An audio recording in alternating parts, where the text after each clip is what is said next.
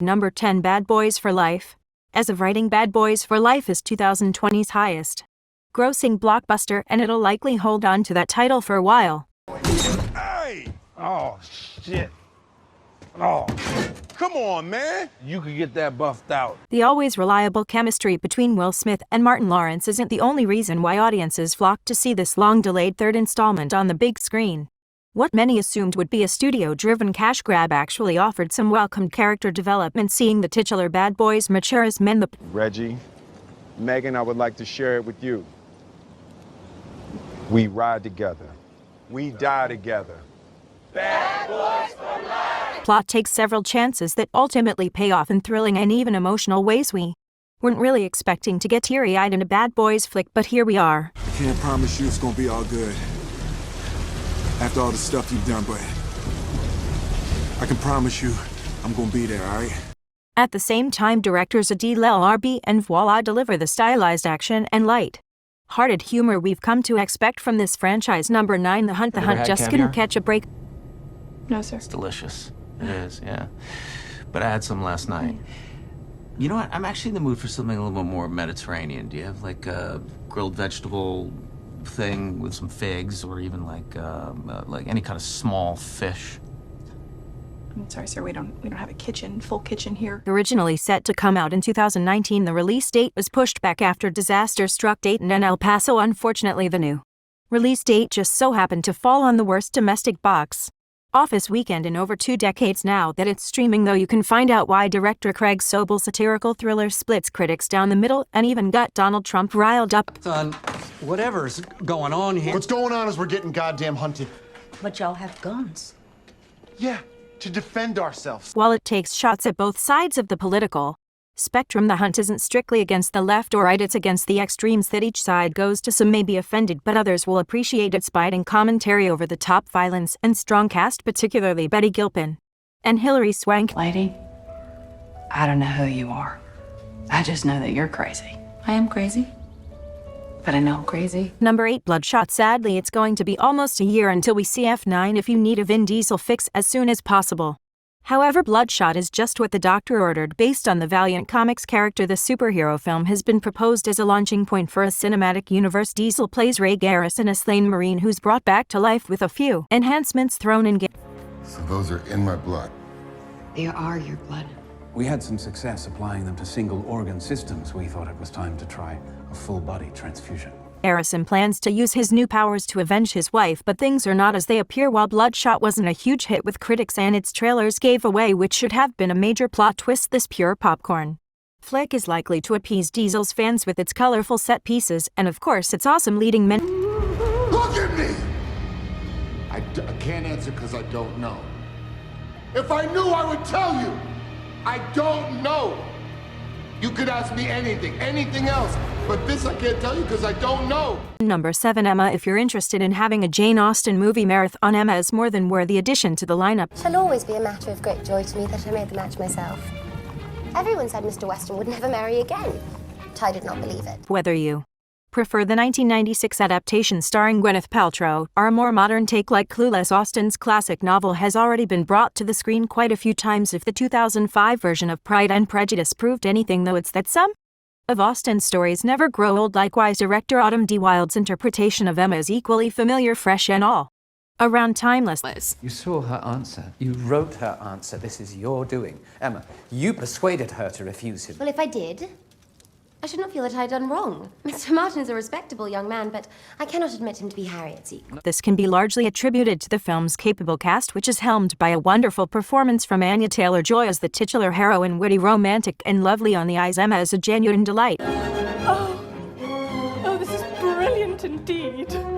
This is admirable, excellently contrived, upon my word. Nothing wanting. Number 6. The Gentleman. Between Sherlock Holmes and Aladdin, Guy Ritchie has had no trouble finding work as of late. If you wish to be the king of the jungle, it's not enough to act like a king. You must be the king.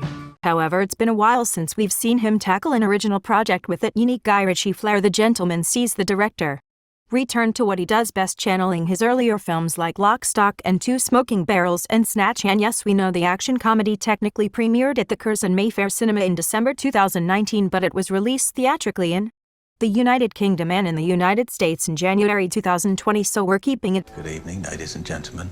They are ready to put 150 grand in my pocket to give him some filth. Good for me, that. But in this case, it's bad for you.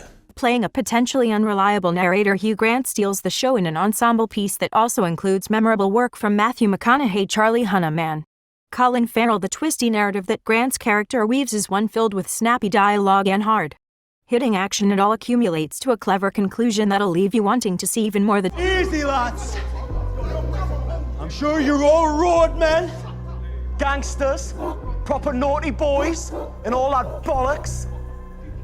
But I come in peace. I'm not trying to steal it. I'm trying to buy it. Number 5, the way back at times parallels Ben Affleck's own life. When I'm with you, what's new?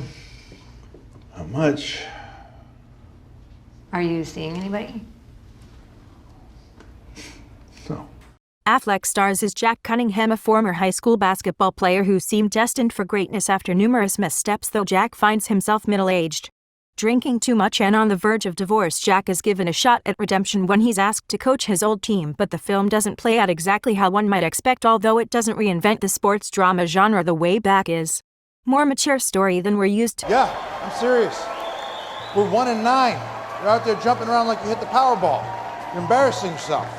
Win a few games, we can talk about bringing it back, but for now, that act's retired. The adolescent players don't act like the ones you'd find on Disney Channel, and the resolution is more poignant than victorious. It's anchored by one of Affleck's best performances, authentically conveying Jack's inner demons.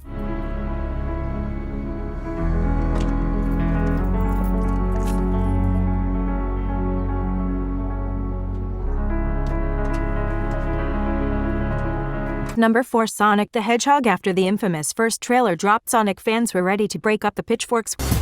Meow? One redesign later, people started coming around, and the end product turned out better than many expected. Sonic the Hedgehog earned surprisingly solid reviews and is currently the highest-grossing movie based on a video game in America. It might not appease everyone who's waited decades to see Sonic on the silver screen, but the effects are vivid, the action can be inventive, and Jim Carrey throws everything he has into his zany take on Dr. Robotnik. Tell him his men report to me now. Blah, blah, blah, blah, blah, blah, blah, blah. Excuse me? Listen, pal, I don't know if you realize who— I'm sorry, Major. What was your name?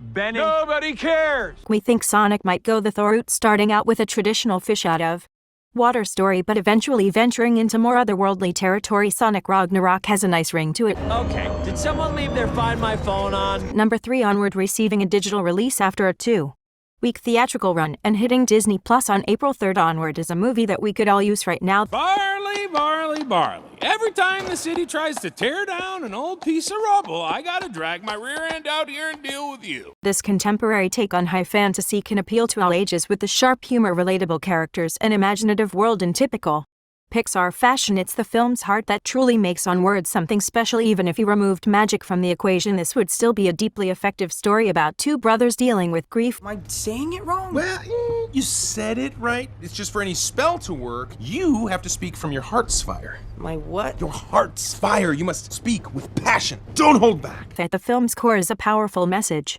about how families and parental figures come in many different forms. Even if it's not the absolute best Pixar film ever made, it's one that knows how to turn on the waterworks. You act like you know what you're doing, but you don't have a clue, and that's because you are a screw-up.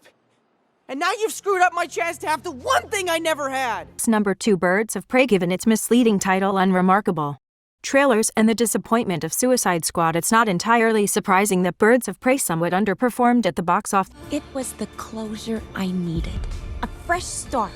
A chance to be my own woman. This audiences missed out on one of the DCEU's funniest and most captivating entries yet. While the Birds of Prey are present, this is truly a Harley Quinn movie, which is by no means a disadvantage. Margot Robbie was born to play this character, and this vehicle offers her a chance to shine as Harley like never before. There she is. Harley Quinn. Yeah?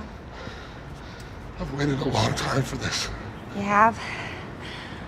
Oh, I haven't had breakfast yet. Following Deadpool's example, this film earns its R rating and does right by its main character, complete with hilarious fourth wall breaks cafe, and also demonstrates promising chops as an action director, making the visuals explode off the comic book pages and onto the screen. You have to show them that you're serious. Blow something up. Shoot someone. Nothing gets a guy's attention like violence. Number 1. The Invisible Man upgrade remains among the most exciting, not to mention underrated films of recent years, and writer-director Lee Whannell has done it again with The Invisible Man, bringing H.G. Wells' classic novel into the 21st century. Amelia, what is going on? Are you okay? I'll explain later. Just go, Emily. Go. Whannell's version is just as much a stalker movie as it is a sci-fi movie, contributing to the real-world horror. Of course, even the film's sci-fi elements almost feel grounded in today's tech-savvy world. One night, I was sitting, and I was thinking about how to leave Adrian. I was planning the whole thing in my mind. And he was staring at me.